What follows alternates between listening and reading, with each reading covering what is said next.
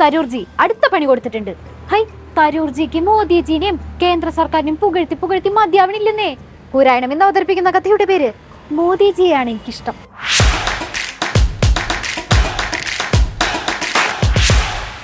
ശാന്തസുന്ദരമായി പോകുന്ന കോൺഗ്രസിന്റെ ഇടയിലേക്ക് ഇടയ്ക്കിടയ്ക്ക് ഓരോരോ വിവാദങ്ങൾ കത്തിച്ചിടലായിരുന്നല്ലോ ശശി തരൂരിന്റെ ഹോബി. ഈ ഇടയ്ക്കുള്ള സംഭവ വികാസങ്ങളുടെ തുടക്കം അന്നായിരുന്നു. കേരളത്തിന്റെ വ്യവസായങ്ങളെ പൊക്കി പറഞ്ഞിട്ടുള്ള ശശി തരൂരിന്റെ ലേഖനം. ആ ഒരു ഒറ്റ ലേഖനത്തോടെ കോംറേഡ്സിന്റെ കണ്ണിലുണ്ണിയായില്ലേ ശശി തരൂര്. ഒരു കാര്യം വളരെ വ്യക്തമാണ്, കോൺഗ്രസ് വിട്ടു എന്നുള്ളത് കൊണ്ട് ശശി തരൂര് അനാഥമാവില്ല കേരള രാഷ്ട്രീയത്തിൽ. ബാക്കി കാര്യങ്ങൾ അദ്ദേഹം നിലപാടുകൾ വ്യക്തമാക്കും. തരൂര് അറിയപ്പെടുന്ന ഒരു ചിന്തകനും എഴുത്തുകാരനും വാഗ്മിയും രാഷ്ട്രീയ തന്ത്രജ്ഞനും ഒക്കെയുള്ള അനുഭവ സമ്പത്തുള്ള ഒരു വലിയ ലോകമറിയപ്പെടുന്നൊരു നേതാവാണ് ശശി തരൂർ. ഇപ്പൊ ഞങ്ങളുടെ കൂട്ടത്തേക്ക് വരുന്ന വിചാരിച്ച് സ്വപ്നം കണ്ടിരുന്ന കോംറേഡ്സിന്റെ തലയിൽ ഇടുത്തി വീണ പോലെയായിരുന്നു പിന്നീട് അങ്ങോട്ടുള്ള നീക്കങ്ങൾ. ബിക്കോസ് ശശി തരൂര് ശരിക്കും ആരുടെ ഫാൻ ബോയ് ആയിരുന്നു? സാക്ഷാൽ മോദിജിയുടെ തന്നെ, അല്ലാണ്ട് ആരുടെ? The policy has meant that India has actually a prime minister who can hug both the president of Ukraine and the president of Moscow 2 weeks apart and be accepted in both places, and therefore India is in a position where it can make a difference to a lasting peace if it was so required in ways that very few countries would be able to. Russia-Ukraine യുദ്ധത്തില് മോദിജി സ്വീകരിച്ച നിലപാടാണ് മക്കളെ നിലപാട്. മോദിജി സൂപ്പറാണ്, മാസാണ്, അടിപൊളിയാണെന്നാണ് തരൂർജി പറയണത്. ഏതായാലും യുക്രൈനും റഷ്യയും തമ്മിലൊരു ധാരണയിലേക്ക് വരുന്നുണ്ട്. പ്രധാനമന്ത്രി രണ്ടുപേരെയും പോയിട്ട് കെട്ടിപ്പിടിച്ചു. അതിനൊരു അഭിനന്ദനം എന്ന് കണക്കാക്കണ്ട. ആണെങ്കിൽ മുയലിനോടൊപ്പം ഓടുകയും വേട്ടപ്പട്ടിയോടൊപ്പം വേട്ടയാടുകയും ചെയ്യുന്ന സമീപനം പ്രധാനമന്ത്രി സ്വീകരിച്ചു എന്നായിരിക്കാം ചിലപ്പോൾ അത് ഉദ്ദേശിച്ച് കാണുക. ഒരിക്കലുമല്ല. തരൂർജി ഉദ്ദേശിച്ചത് എന്തുട്ടാണെന്ന് നല്ല വ്യക്തവും സ്പഷ്ടമായിട്ട് പുള്ളി എന്നെ വീണ്ടും വീണ്ടും പറഞ്ഞിട്ടുണ്ട്. അല്ലെങ്കിൽ തന്നെ കോൺഗ്രസിനകത്ത് തമ്മിൽ തന്നെ എന്തുട്ട് മറുപടി പറയുന്ന അറിയാണ്ട് കൺഫ്യൂഷൻ അടിച്ചിരിക്കുകയാണ് കോൺഗ്രസ് നേതാക്കള്. അതിന്റെ ഇടയിൽ കൂടിയാണ് ഇമാതിരി തലവേദന. ഇതിനൊക്കെ അവർ എന്ത് മറുപടി പറയും? ശശി തരൂരിനെ പോലത്തെ ഒരാള് അങ്ങനെ ചെയ്യുന്നത് യുക്തമല്ല എന്നതാണ് എൻ്റെ അഭിപ്രായം. അദ്ദേഹത്തെ എല്ലാ കാലവും വളരെ പിന്തുണച്ച ഒരാളാണ് ഞാൻ. ഇപ്പോഴും ഞാൻ അദ്ദേഹത്തെ പിന്തുണക്കുന്നു. പക്ഷേ അതിര് വിട്ട് പോകരുത് എന്ന് എനിക്ക് ആഗ്രഹമുണ്ട്. അത് ഞാൻ അദ്ദേഹത്തെ ഫോൺ വിളിച്ച് പറയാൻ വേണ്ടി ഒരു 4 തവണ വിളിച്ച് കിട്ടിയില്ല. അന്ന് സുധാകരൻജി അവസാന നിമിഷം വരെ പ്രതീക്ഷ കൈവിട്ടുണ്ടായിരുന്നില്ല. ഒന്ന് കണ്ണുരുട്ടി പേടിപ്പിച്ചിട്ടുണ്ടെങ്കിൽ ശശി തരൂർ മിണ്ടാണ്ട് വായടിച്ച് മൂലയ്ക്ക് പോയിരിക്കുന്നു വിചാരിച്ചു. പക്ഷെ കണ്ണുരുട്ടിയതിനു ശേഷം പിന്നീട് അങ്ങോട്ട് പണിയോട് പണിയായിരുന്നു. ഇവിടുത്തെ കോൺഗ്രസ് നേതാക്കളെക്കാൾ കഴിവ് എനിക്കുണ്ട്. പാർട്ടി വേണമെങ്കിൽ അത് ഉപയോഗപ്പെടുത്തിക്കൊള്ളൂട്ടാ, അല്ലെങ്കിൽ പിന്നെ ഞാൻ എന്റെ പാട് നോക്കി പോവും എന്നാണ് ആ പറഞ്ഞതിന്റെ അർത്ഥം. ഒരു ഭാഗത്ത് കേന്ദ്രത്തിനെ പുകഴ്ത്തി പറയും, മറുഭാഗത്ത് സ്വന്തം പാർട്ടിനെ അറഞ്ഞം പുറഞ്ഞും വിമർശിക്കുന്നു. ഇതെന്തൂട്ടുതരം അസുഖമാണ് എന്റെ പൊന്നെന്നാലോചിച്ച് ഞങ്ങൾ കോൺഗ്രസ് നേതാക്കളുടെ കിളി പോയി. സമീപകാലത്തെ അദ്ദേഹത്തിന്റെ പല പ്രതികരണങ്ങളും UDF-നെ പ്രതിരോധത്തിലാക്കുന്നു എന്നുള്ളൊരു വസ്തുതയാണല്ലോ. UDF-ന് മാത്രമല്ല, ഇന്ത്യ മുന്നണിയെയും പല ഘട്ടങ്ങളിലും പ്രതിരോധത്തിലാക്കുന്ന പ്രതികരണങ്ങളാണ് ശ്രീ ശശി തരൂരിന്റെ ഭാഗത്തുനിന്നുണ്ടാകുന്നത്. അതൊക്കെ ഗോപാലകൃഷ്ണൻ ഒരു നമ്പറല്ലേ? ഞങ്ങളൊരു ഘടകകക്ഷി എന്ന നിലയിൽ ഞങ്ങൾ അതിനെക്കുറിച്ചൊന്നും അഭിപ്രായം പറയുന്നില്ല. അതൊക്കെ ബന്ധപ്പെട്ട പാർട്ടികളാണ് ഈ കാര്യത്തെ സംബന്ധിച്ചൊക്കെ ആലോചിക്കേണ്ടത്. അടിപിടിയും ബഹളങ്ങളും പരാതിയും പരിഭവമൊക്കെ ആയിട്ട് ലാസ്റ്റ് എല്ലാരും കൂടി പോയിട്ട് ഹൈക്കമാൻഡിൽ പരാതി പറഞ്ഞു.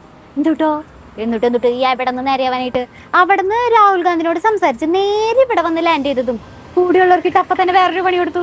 ഇടയ്ക്ക് നമ്മുടെ പാർട്ടിയിലകത്ത് ചില നേതാക്കളുടെ ഇടയിലൊരു തമ്മിത്തലുണ്ടാവുന്ന കേട്ടിട്ട് അത് എപ്പോഴും ഒരു ദുഃഖം തോന്നുന്ന കാര്യമാണ്. ഇത് എൻ്റെ വിഷയത്തിലെങ്കിലും ഐക്യം വന്നു, നല്ല സന്തോഷമല്ലേ, നല്ലൊരു കാര്യമായിരിക്കട്ടെ.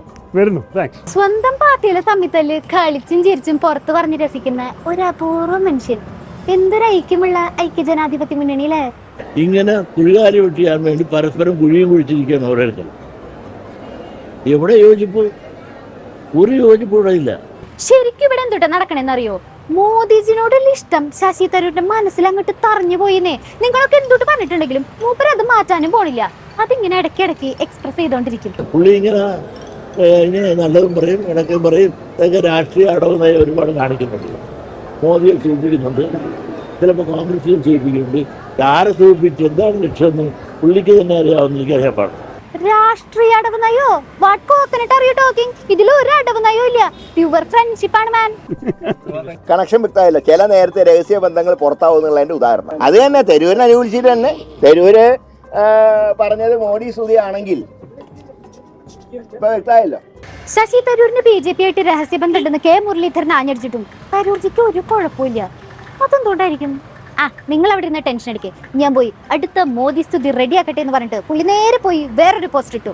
കോവിഡ് കാലത്തെ ഇന്ത്യയുടെ വാക്സിൻ നയം ഇന്ത്യനെ ലോക നേതൃപദവിയിലേക്ക് ഉയർത്തി എന്ന് പറഞ്ഞിട്ടായിരുന്നു ഇത്തവണത്തെ പുകഴ്ത്തല്.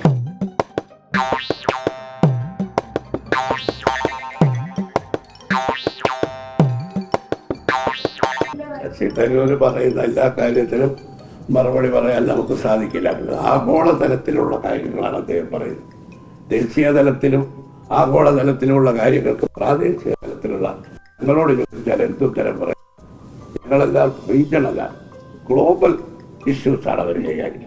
നിങ്ങളൊക്കെ എത്ര അഞ്ഞടിച്ചാലും എത്ര പുച്ഛിച്ചാലും ഒരു കാര്യമില്ല. ബിക്കോസ് എന്തൊക്കെ കാര്യങ്ങൾ മാറ്റി പറഞ്ഞാലും ഏതൊക്കെ നിലപാടിന്ന് മലക്കം മറിഞ്ഞാലും മോദിജിയുടെ കാര്യത്തില് ഒരു മാറ്റം അത് നിങ്ങൾ പ്രതീക്ഷിക്കേണ്ട മക്കളെ എന്നുള്ള ആറ്റിറ്റ്യൂഡിലാണ് തരൂർജി.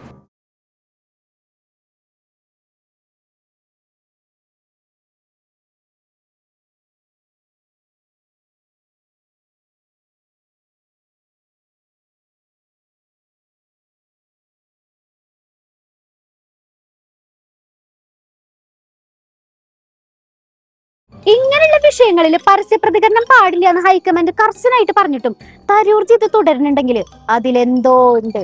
ശശി തരൂര് നമ്മൾ ഉദ്ദേശിച്ച ആളല്ല, അങ്ങനെ പറയേണ്ടി വരുമോ എന്തോ. എന്തായാലും പുതിയ പൊക്കി പറയല് ദേശീയ നേതൃത്വം സംസ്ഥാന നേതൃത്വം എങ്ങനെ ഡീൽ ചെയ്യുന്ന നമുക്ക് കാത്തിരുന്ന് കാണാം. ഇന്ന് പരിഹാരം കാണും നാളെ പരിഹാരം കാണും എന്നൊക്കെ വിചാരിച്ചിട്ട് ആശാ വർക്കേഴ്സ് എത്ര ദിവസമായി സെക്രട്ടേറിയറ്റിന്റെ മുന്നിൽ സമരം ഇരിക്കണു. എത്ര സമര രീതികൾ അവര് മാറ്റി മാറ്റി പരീക്ഷിച്ചു നോക്കി. മന്ത്രിമാരുടെ മൂക്കിന്റെ തുമ്പിൽ നടക്കുന്ന സമരമായിട്ടും ഇത്രയും ദിവസമായിട്ടും അതിനൊരു പരിഹാരം കാണാൻ പറ്റിയിട്ടില്ല.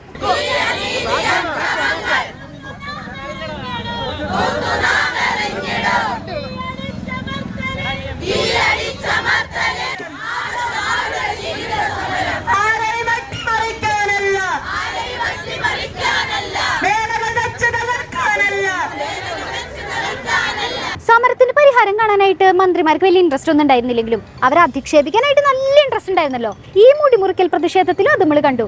ഇത്തവണത്തെ പരിഹാസം മന്ത്രി വി ശിവൻകുട്ടി വധ.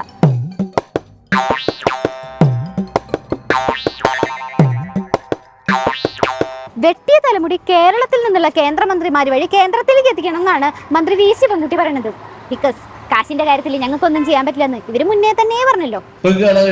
ഒരു സമരം നടക്കുന്നുണ്ട്, ആശാ സമരം. യഥാർത്ഥ ആശകളൊന്നും ഇല്ല, കുറച്ചാളെ കാശ് കൊടുത്തു കൊണ്ടുവന്നവിടെ ഇരിക്കുന്നു. ദിവസം എത്ര കഴിഞ്ഞിട്ടും ഈ സഖാക്കളുടെ ഇത്തരം നിലപാടിൽ ഇപ്പോഴും ഒരു മാറ്റം വന്നിട്ടില്ല.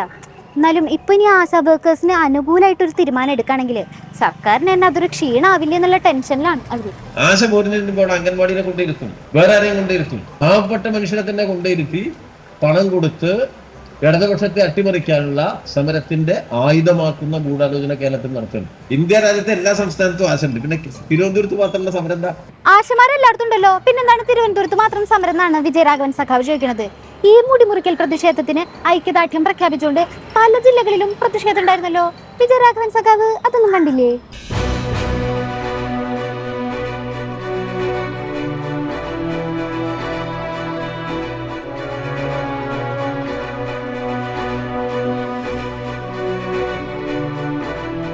ആശമാരുടെ വിഷയത്തിൽ കേന്ദ്രവും കേരളവും അയ്യാണ്ട് വന്നപ്പോ ലാസ്റ്റ് ഇവിടെ KPCC പ്രസിഡന്റ് പറഞ്ഞു കോൺഗ്രസ് ഭരിക്കുന്ന പഞ്ചായത്തിൽ ആശമാർക്ക് ഓണറേറിയം കൂട്ടിക്കൊടുക്കുന്നു. അങ്ങനെ ഇപ്പൊ നിങ്ങൾ ഹീറോ ആവാന്ന് വിചാരിക്കണ്ടാന്ന് പറഞ്ഞിട്ട് അപ്പൻ നമ്മുടെ രാജചേട്ടൻ രംഗത്തെത്തിയില്ലേ? തനത് ഫണ്ടിൽ നിന്ന് സാധാരണ പദ്ധതിയിൽ ഉൾപ്പെടുത്തി അംഗീകാരം നേടാത്ത ഒന്നും ചെലവഴിക്കാൻ പറ്റില്ല, ഒന്നിനും വിനിയോഗിക്കാൻ പറ്റില്ല. പിന്നെ പദ്ധതിയിൽ ഉൾപ്പെടുത്താത്തതാണെങ്കിൽ സർക്കാരിന്റെ അനുമതി വേണം. തനത് ഫണ്ടിൽ നിന്നുള്ള കാശൊന്നും ഇങ്ങനെ ചെലവാക്കാൻ പറ്റില്ല മിച്ചർ, അതിന് സർക്കാരിന്റെ അനുമതി വേണം. എന്നാ സർക്കാർ അനുമതി തരുമോ? ഇതിപ്പോ തിന്നയില്ല തീറ്റിക്കയില്ല എന്ന് പറയണ പോലെയല്ലോ. ഈ സമരം വെറുതെ അങ്ങ് തുടങ്ങിയതല്ല, വെറുതെ അങ്ങ് അവസാനിക്കുകയില്ല. അധികാരികളുടെ വാശി വേഗം വെടിയട്ടെ, ആശമാർക്ക് നീതിയും സമാധാനവും വേഗം ലഭിക്കട്ടെ.